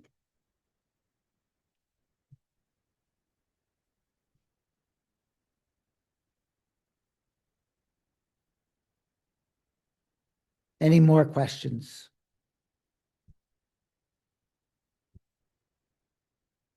Everybody shaking their house self, no? No more for No me. more questions. No more questions. Mr. Hayden, could you call the roll on the motion to adopt the resolution adopting the MERS 401A and 457 retirement plans? I just want to be clear, are we saying that Jim and Stephanie are gonna work on the language prior to? We're voting on that. What they're going to do is figure out what the answer is. Yeah. Must the employee contribute 7.5%? Or may the employee contribute a lower amount and then there's a lower township contribution? Yeah. If the answer is they have to contribute 7.5 and then the township contribution is 11.25. If they don't contribute 7.5, they get 0. I'm okay with that. If the answer is if they contribute 4%, the township contributes 4%, I'm okay with that. Either way, I'd rather be in MERS. Yeah, thank you. Aye. Aye. Aye. Aye. Aye. Thank you. That resolution is adopted by a vote of 5-0. We're getting good at the 5 zeros.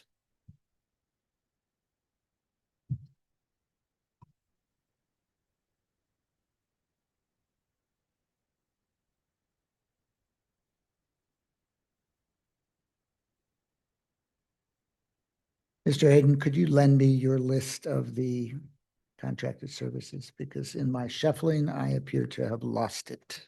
It's a budget report from last year. Oh, did this one? It's a blue line. I needed to bring my different glasses to be able to read that.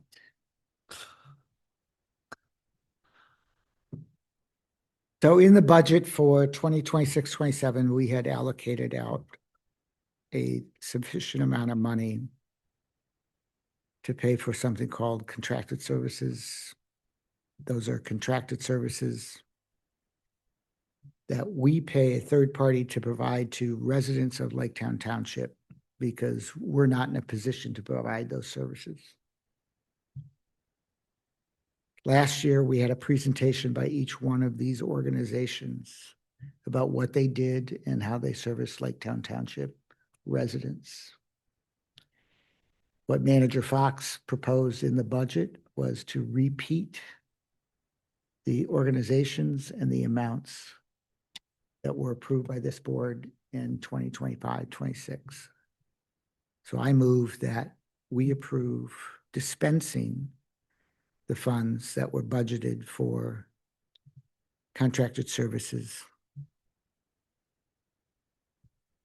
for Evergreen Commons, American Legion Band, the Holland Fireworks on July 4th, the organization 70x7, the organization Resilience, the organization Reach for Recovery, Legal Assistance of Allegan County, the Holland Chorale, Escape Ministries, the Holland Symphony Orchestra, and Felon Love Farm in the amounts that are specified in the list on budget item 9F. If you'd like me to read the amount for each one out loud as part of the motion, I'm happy to do so. But we do have it recorded on this. If we have to read the amounts, Mike Kumin has to do it because I cannot read them. I can still read, yeah.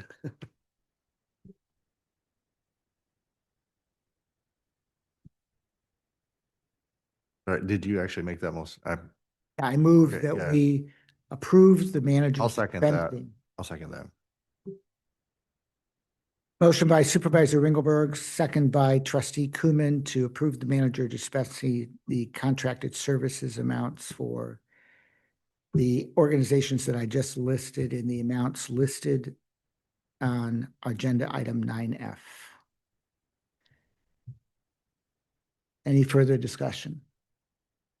Being heads shake no. All those in favor say aye. Aye. Aye. All those in favor, no. That passes 5-0. The other blue item, one that got lined on here, those are not contracted services for residents. Those are services we buy directly for the township. And per our purchasing policy, those should be paid when due. Okay. Board updates. ZBA did not meet. Fire Board did not meet. Planning Commission did meet Didn't? last Monday. Oh, sorry. It's like we meet all the time. You'd meet put- once a month. We put in the most work. That's why you make bucks. That's why you make the big bucks. So update. Yeah, I'll go through just basically what happened last meeting. If you don't mind me asking Michelle, to talk about Laketown 71, is that okay? Laketown 71 wasn't on the agenda for It's last not, week. it's upcoming, but It's it's important. upcoming. But so, on the agenda, we spent quite a bit of time, listening to citizens again on the short-term rental. That was the majority of our time spent is, cinching the loose ends up on that. The Star Hollow Event Center, was there. Corndike, no progress yet, so we didn't do anything on that. And then I think Michelle and Jay were working on the PUD ordinance updates, I believe. Is that accurate? Thank you, Mark. Yep, thank you. I'll give a quick report from the supervisor. I went to the first day of the MTA annual conference up in Traverse City for one day. This was the Legal Institute. The big topics were data centers and solar fields. And the reality is data centers are not really an issue for us, not because we don't have the land, but because we don't have the water. They are huge consumers of water. And where we have land, we don't have water. For solar fields, that ship has sailed since the state has totally preempted local government's ability to regulate solar installations. So there's been a lot of litigation for those townships where data centers are coming in or solar fields are coming in. And we should keep our fingers crossed that we don't get on those lists.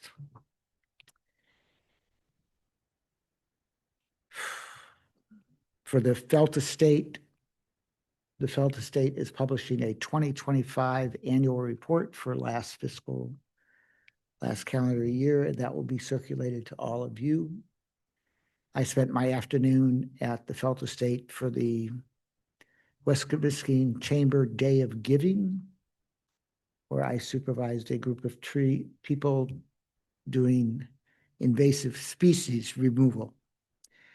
Now, the concept that I'm an expert on invasive species, when most people define me as one, is kind of weird, but it was a good afternoon. We had 30 people, plus or minus, who showed up to do various projects, plantings, invasives removal, painting, and scraping.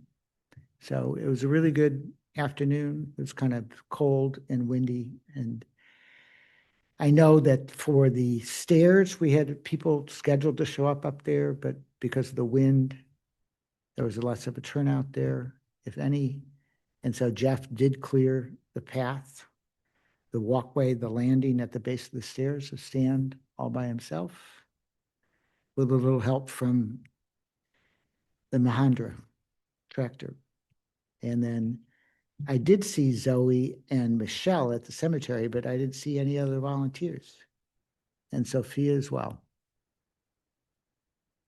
And 4 members of the public. So did you get what you needed to get accomplished at the cemetery?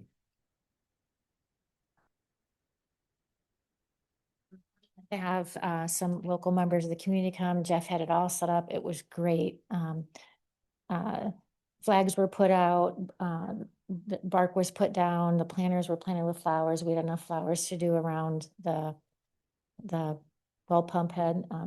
And sticks were picked up and it looked really nice. It was That's cold, great. cold and windy, but it was a good day. Jim took the pictures. Yeah, Jim was busy going off site to site. So the West Michigan Day of Giving is something that actually started in West Michigan, and it's getting businesses in the area to commit to allowing their employees to come out and do volunteer efforts for not-for-profits and get paid for it by their employer. It is a concept that has taken off across the United States, and it is very widespread at this point, but it actually started right here in West Michigan, one of our good exports. So anyway, Laketown Township benefited greatly from the Day of Giving. Anybody else have anything to report? I have one question, Supervisor Engelberg. And I think the Planning Commission is wondering, hitting on what Jim was talking about to do with the regulatory, just a communication on what the next steps are and what the expectation is from the board. Is the Planning Commission involved? So I think what my discussion with Chad has been is the Planning Commission doesn't have what I would call sui generis jurisdiction to do ordinances. The Planning Commission is welcome to make a recommendation. But unlike with a zoning ordinance where it must pass before the Planning Commission, before it's considered by the Board of Trustees, your ordinance recommendation, if you choose not to make one, that's okay. This board has to address it either way. And what I suggested was that it would be nice, but not necessary if the Planning Commission addressed regulatory issues. If your board has strong feelings about it, then address it. If you have better things to do, kick the ball down the field. You guys have a schedule that is beyond me sometimes, that the number of things that you have to deal with on any given night. So, like I said, if you have strong feelings about one or more or all elements of the regulatory scheme, then I'd love to hear what the Planning Commission thinks about it. If you don't have strong feelings or you don't have time, if the Planning Commission wants to say, Board of Trustees, deal with this and deal with it by this date, then, which is what we did to the Planning Commission, this board did. I think that's helpful. I don't want to most certainly volunteer the Planning Commission and act like I'm Chad here. So I think we could discuss it at our next meeting. So that was a non-answer answer. Yeah, that's perfect. Which is, But I think all of us from the Planning Commission in this room appreciate hearing that. So thank you. I don't know, if it didn't make sense, tell me. Okay. Great. So now we're open for public comment on any issue from people in the room.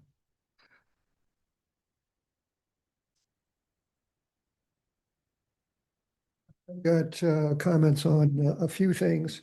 First of all, dealing with issues that you had on your new business agenda.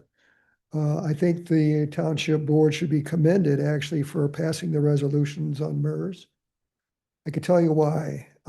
I'm a member of MERS from other communities, so it doesn't affect you in Laketown. But as a manager and as an employee, when I was a manager, it was good for recruitment and retaining employees because it's a known factor with municipal employees.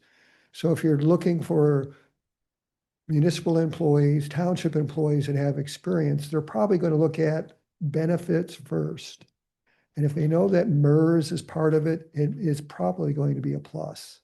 It was for me when I was in recruiting employees, so I think you should be commended for that.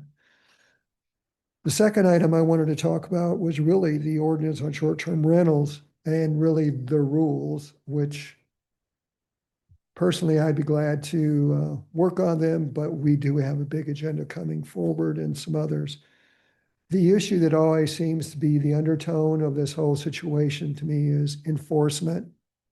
If you don't enforce it, it's sort of like the Wizard of Oz, the big scary regulation that never gets enforced, if you will. So I got a suggestion from experience as a manager, and I know hasn't been discussed, so just floating it out there. I had, in my last job, I had 4 code enforcement officers. In my previous one, I had 1, which was a smaller community like Laketown. And what we did is we hired a part-time person who happened to be a retired police officer. And I'm sure that there are some retired police officers that have retired early because of the way their contracts are structured. You have a lot of 50-year-old police officers, deputies, or even 55 that want something to do.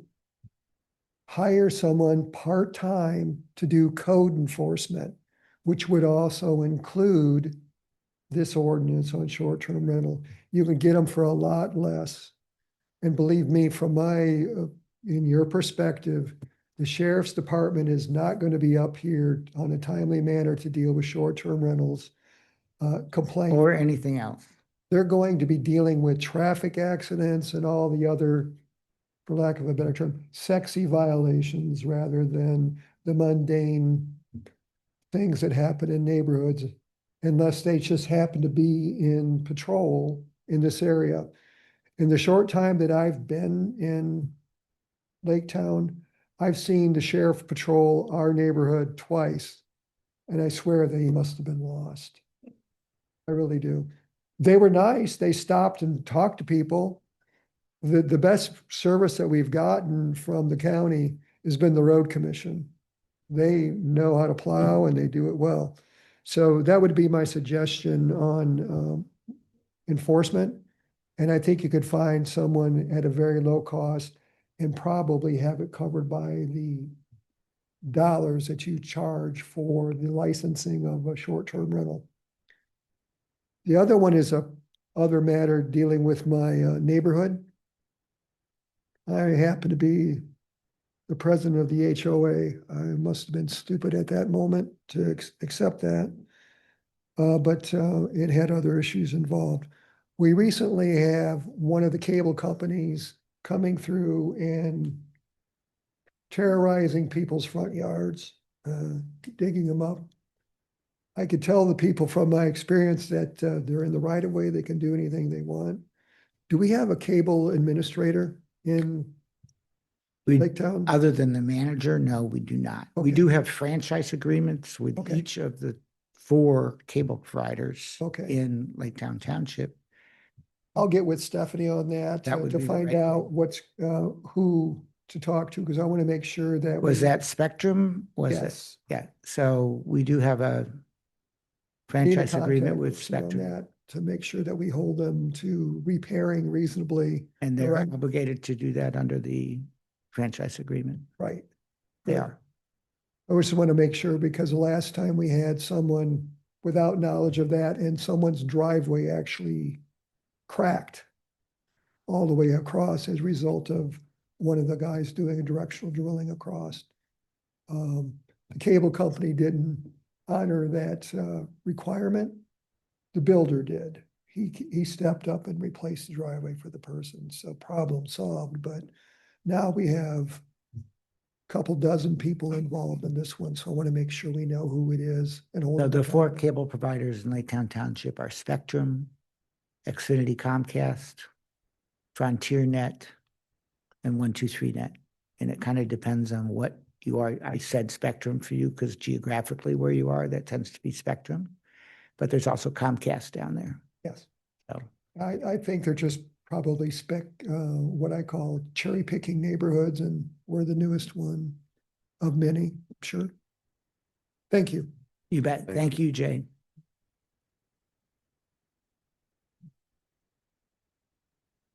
Randy, come on up. Welcome back. No, the most interesting thing I learned tonight is you drive a classic car. My name is Randy Betcher. I live at 6030 Woodcrest Court. And I want to talk a minute about recycling. And I give a lot of credit to you and Zoe, who have spent several hours on this. But I still think there's a better way. So I'll say that I moved here from California 13 years ago. Republic was out there then. All the way across the country, they run this scam about, oh, you need another barrel, and for that, we're going to charge you more money for trucks and fuel and all this other stuff. Yeah, I think if you can tell Republic isn't even serious about recycling. They won't even put up bins right inside their gate where people who want to recycle can go drop their recycled goods.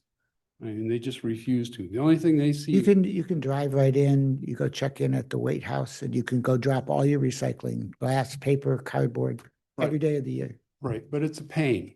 Only during their hours that they're open. Yeah. Yeah. But if it was inside the gate, it's only going to be during the hours that they're open. But you can, for the hours that they're open, you can drop off your recycling every day they're open. Anyway, when you go, the next time you have a chance to think about it, go to Google and Google Sweden and trash sorting machines. We put a man on the moon in 1969.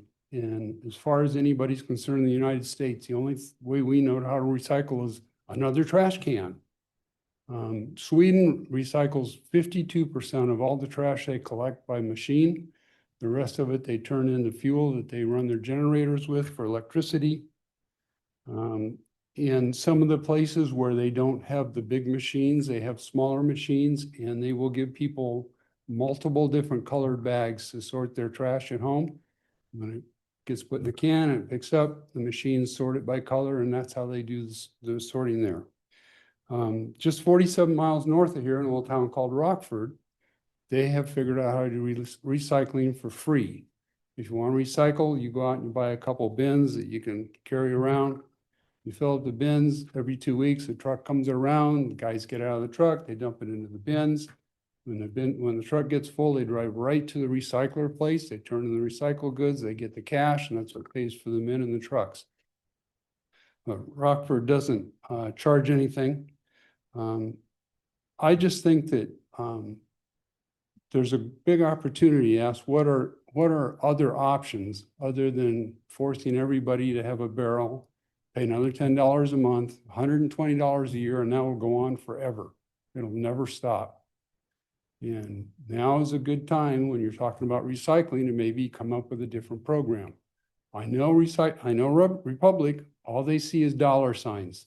I don't believe for a minute that they're interested in recycling. I believe they're interested in making money.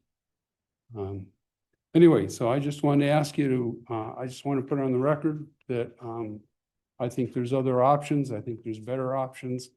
And I'd like to see more people ask about different options for recycling other than another barrel.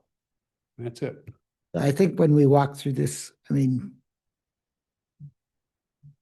the current contract with Republic expires at the end of March 2027. And we are going to have to go out with an RFP in the fall, late summer, early fall of this year to seek bids, not only from Republic, but from Aero Waste and Waste Management and Republic. Well, those are the three local service providers who have to date said they're interested in bidding on supporting Laketown Township. Aero Waste and Waste Management have said they will not pick up any recycling unless it's in separate bins. The only ones who's willing to do it with the bags is Republic. But Republic has also said that their preference is to shut down their sorting facility on Grasscup Road and using separate bins, pick up recycling and take the recycling to the recycling center without sorting and take the garbage to the landfill. That's their preference, but they'll do the bags if we want them to. Right? But what I've also told you is even today, nobody has to recycle. And nobody's going to be told they have to recycle in the future, just like nobody has to get home pickup service from Republic today. Well, one of the things that I am concerned about is like the city of Holland, in the city where I came from in California, you know, city management is what forced it on everybody. City of Holland, what they do is they pay for all the tax pickup directly, or all the trash and recycling pickup directly. The City of Holland does. They sign the contract, they pay the bill. They just collect the money in property taxes from the residents. Somebody pays for it. Somebody pays for it. You're right. Thank But you. I appreciate your input and I appreciate the fact that you care about this. So thank you, Andy.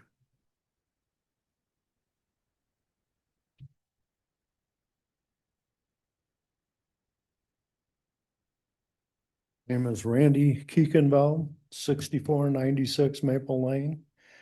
I wrote this board a letter about the status of the motel that's at the end of our cul-de-sac. I would like to know the zoning status of that property, current status. What is the zoning status of that property? So what would be good is to get with Michelle and Manager Fox. Off the top of my head, that Maplewood subdivision is either 1.5 R2. So yeah, it's R2. And what does that mean? That's our highest density zoning, means the smallest lots permitted in Laketown Township with the smallest setbacks from side to side.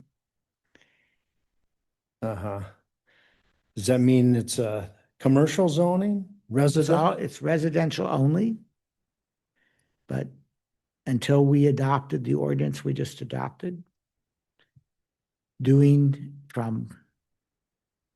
a short-term rental in a residentially zoned area was permitted. We just adopted an ordinance that said it's no longer permitted, but there is a concept in the law called grandfathering. So as long as that short-term rental on Maple Lane complies with the rules concerning short-term rental. That's a joke. There is no rules. Right now, there are. There's no rules and nobody to enforce them. You know that. Right. And the thing. No, that's what we're going to be addressing as Okay. quickly as possible. Yeah. I have a lot of sympathy for everybody on that road. I do. And That thing is marketed and promoted as a resort. Yeah. Okay. And I don't know how they got a permit for a pickleball court, but they got one of those. in this township, there's no The entire requirement. three-stall garage is gaming room. Okay. This is more than just your typical Airbnb. Okay. Yeah. This is a motel. They're all motels. And yeah, all motels. Well, this is a big motel. Yeah. And you got people, this is a racetrack. For some reason, they're in a hurry to get in and they're in a hurry to get out. And by the time they're 200 feet down the road, they're going close to 50 miles an hour. And A it's fun. cop could have a field day if he had a place to hide and give tickets there. He'd probably run out of tickets because it's an everyday thing. But you got to have a place to hide your surveillance equipment and so on. These people are getting away with legalized crime and the board has let them do it at our expense. And we're not very happy with it. Can you tell? Yeah. We do not want them there. We want them out of there. The noise is horrendous. You got people there, they're on vacation, hence vacation rentals, huh? We understand that. We understand their position. They're there to have fun, raise cane. Hey, they're on vacation. The noise factor, you think they're thinking about noise? Get real. They're thinking about having fun, right? I smell pot coming out of there. You know they're drinking. Half of them are half got. I got waves of people coming down my street. I got to make damn sure my doors are locked. I don't know who these people are. Cars are loud. It's I really, think it's everybody a on the- sad joke that this ever happened. I agree with you on that. I wasn't here. Virtually no one on this board was here then. But My property value has gone down, and here they just raised my SCV by $15,000. That takes a lot of. we've heard you. We're taking the steps that we're legally able to take to shut that down. How long is this status good? I mean, there is no status that the property is. Their license comes up once every 2 years. They get a license, comes up once every 2 years. But I encourage you to work with Manager Fox and Community Development Manager, Ms. Saul, who have the day-to-day enforcement responsibilities for this. This board does not have the day-to-day enforcement opportunity with this. So I encourage you to work with them. That thing, that board ever approved such a thing, and if any of you members raised your hand and approved it, should either resign or be fired. Hey, Randy, got a quick question. You were at the planning commission meeting, right? No, Okay. I thought it was you, and I asked someone to come back because we've heard a lot of that at the planning commission. And I think it was a little bit of a mistake in that this board is all well aware of that, and what we are doing right now, we're trying to take action on something that's been going on a long time. But the first ones that have stepped up to say, we care about it, we're hearing you, and I appreciate you coming up there, and I could see you're frustrated, you're upset. We hear you, but now we are finally starting to do something and look at it and talk about it. Prior to, that wasn't a thing. yeah. So we hear you. They're making a ton of money at our expense. And my property values, you look up anywhere on the internet about putting a commercial property in a residential zone like that, your property values go south. Who's going to compensate me for my property going south? On the end of that, I live right on that cul-de-sac. I listen to these people. We're living and breathing it there. Who's going to compensate me for that? Goose egg. Thank you.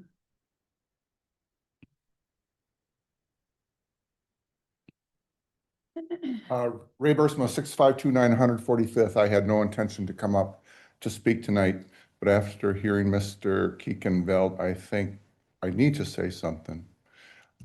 I too, in the past, have been a recipient of the frustrations of living next to a short-term rental, and I think a lot of you know that. The reason I'm coming up here right now is to just say the number of people that are getting frustrated to the point of bad temperament and willingness to take matters into their own hand is rising. We saw it at the planning commission meetings when people were come up. Some people have contacted me. People are becoming very frustrated. Now, so it's wonderful that now we have something in our zoning ordinance, which is going to prohibit new standalone short-term rentals in most places. That's great. That's great. But that started a year ago. In the meantime, people like Mr. Keekenveld and others who have spoken with the Planning Commission, who've spoken with me, they continue to hear the vent their frustrations. They're not getting relief. Now, apparently the Planning Commission, I think if I heard everything correctly, will probably be asked, do you want to make recommendations? Whether or not the Planning Commission does that, I implore you, I beg you to understand that there's a lot of people who are just so frustrated and cannot do anything about it because there's no regulations or enforcement. And the tenseness that they're feeling is rising. You just saw it. We saw it at the planning commission. There's another guy who came at a totally different area. And he told us some things that he's gonna do. It's gonna get ugly. Please expedite this. That's what I want to say. Thank you, Ray.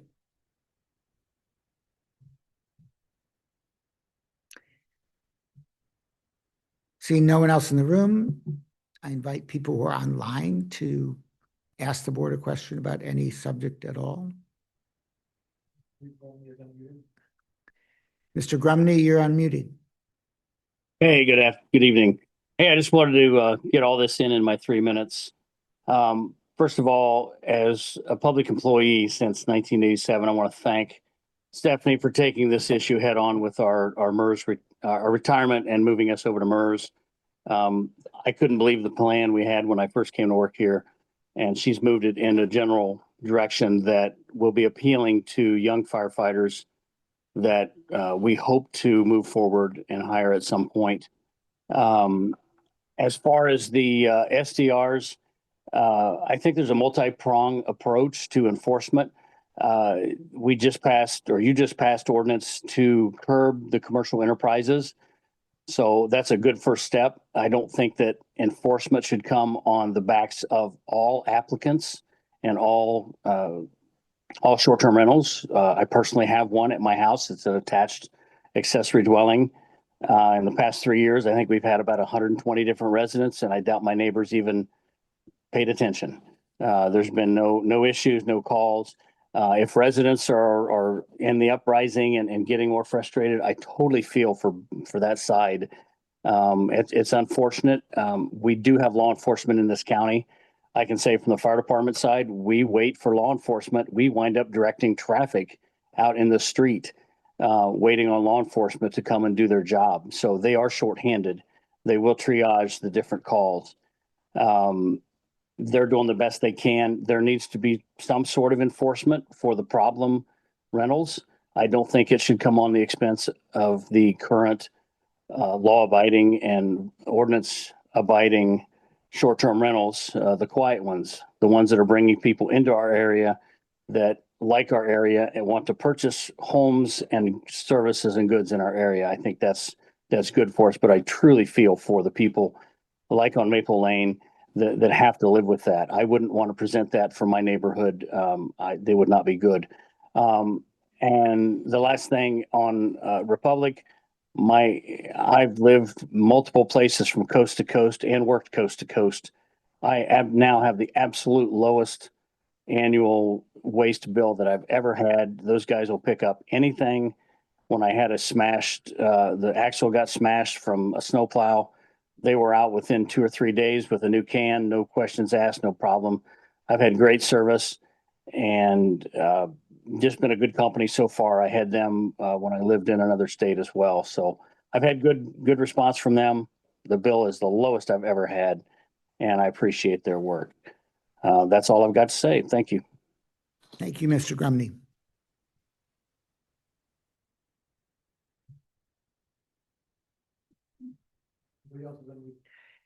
Seeing no one else unmuted, we'll close public comment.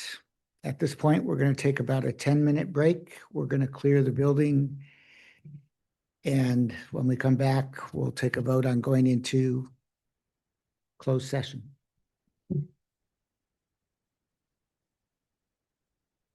Recording, but it would be muted until.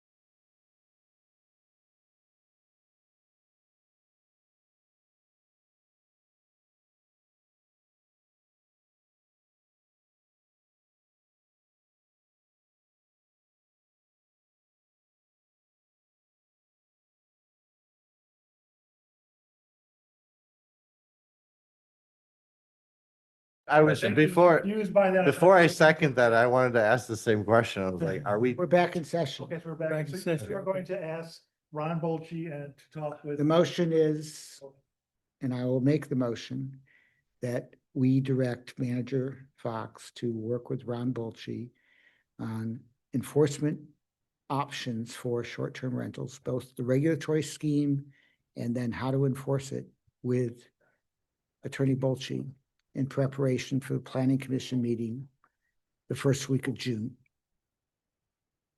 Yeah, I'll second that. Okay.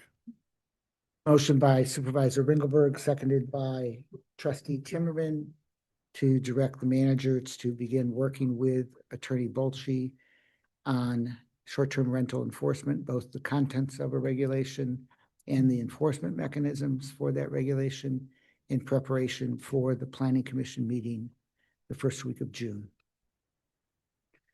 This was your follow-up. It sounded like, yep. What yep. you Thank were you. saying during our discussion of the zoning ordinance.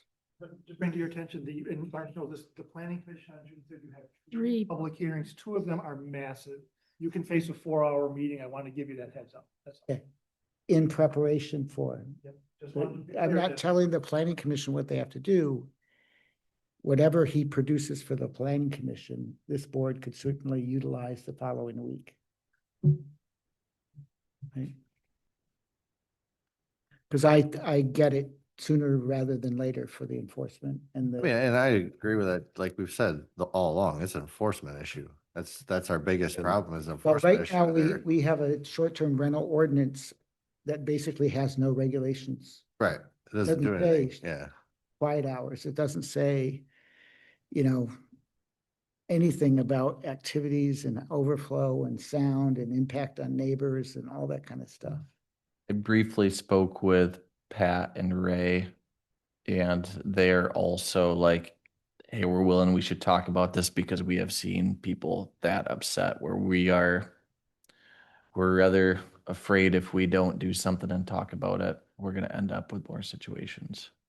So. It doesn't mean we can't pick it up the following week, but So that's a good call. we just got to get going. And I meant it when I said, if you look at the letter from Jonathan Levine, the letter from Tim Wakefield, and the letter from Todd Reed, those are 3 owners, all who suggested very concrete ways to appropriately regulate in a way that reduces the impact on neighbors. They were well thought out schemes from owners of short-term rentals. So it would be great to get those 3 letters to Mr. Bolchi. I think it's really 5 short-term rentals in the township that is causing all of this commotion, all of this anger, all of this. It's the one on Maple Lane. It used to be the one next to Ray, but that guy moved, or that's. We shut him down because he forgot to renew his license, and when he came back to renew, Got lucky on that one. he got lucky. It's the guy on the other side of town that you heard that came in to your meeting.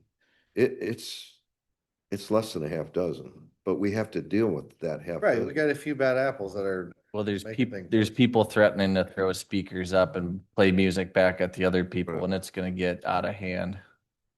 So, good call. Anyway, Bad apple. I just didn't want to lose that thought before we went into closed session. There's no further discussion. All those in favor of the motion, say aye. Aye. Aye. All those opposed, nay. That passes 5-0. Manager Fox has requested that pursuant to MCL.